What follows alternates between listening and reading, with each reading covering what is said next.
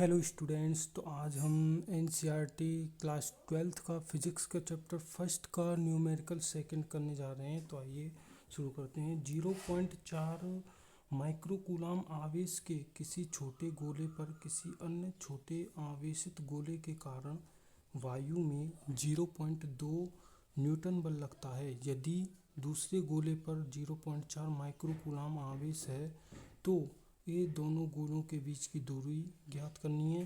B दूसरे गोले पर पहले गोले के कारण कितना बल लगता है ये हमें ज्ञात करना है। तो जैसा हमने पहले सॉल्व कर रखा है, दो गोले हैं। पहला गोला मान लेते हैं ए है जिस पर आवेश का मान 0.4 माइक्रोकूलाम है। इसी तरह से दूसरा गोला मान लेते हैं बी जिस पर आवेश का मान 0.8 माइक्रोकूलाम है। गोले बी द्वारा गोले ए पर वायु में 0.2 न्यूटन का बल लग रहा है। तो आइए आगे सॉल्व करते हैं। जैसे कि हमें दिया है कि गोले ए पर आवेश Q1 का मान 0.4 माइक्रोकूलाम है जिसको हमें कूलाम में बदलना होगा। कूलाम में बदलने के लिए हम जानते हैं कि 1 माइक्रोकूलाम में 10⁻⁻⁶ कूलाम आवेश होता है, जिसका गुणा करने पर हमें 0.4 गुणा 10⁻⁻⁶ कूलाम प्राप्त होता है। इसी तरह से गोले बी पर आवेश Q2 का मान 0.8 गुणा 10⁻⁻⁶ कूलाम है।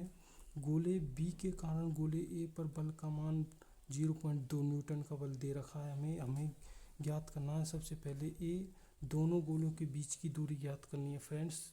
ए और बी के बीच की दूरी ज्ञात करनी है, जिसके लिए हम जानते हैं कूलाम के नियम से F बराबर K Q1 Q2 upon R² होता है। जब हम इस फॉर्मूले में इन सभी वैल्यू को पुट करते हैं तो हमें कुछ इस तरह से वैल्यू प्राप्त होती है और R को हम पक्षांतरण कर देते हैं और 2 को जब नीचे ले आते हैं तो 0.2 को जब 0.4 से भाग देते हैं तो 2 आता है।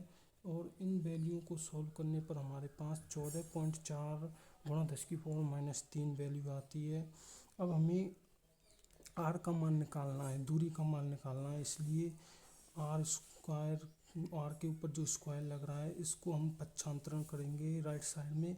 राइट साइड में पक्षांतरण करने पर स्क्वायर का रूट चढ़ जाता है, इसीलिए जब हम 144 का रूट करते हैं तो उसका मान 12 आता है और 10⁻⁴ का रूट 10⁻⁻² आता है। इस तरह से हमें इन दोनों गोलों के बीच की दूरी प्राप्त होती है, जिसका मान 12 गुणा 10⁻⁻² मीटर है। इसे हम 12 सेंटीमीटर भी कह सकते हैं। Thank you for watching this video. Like and subscribe.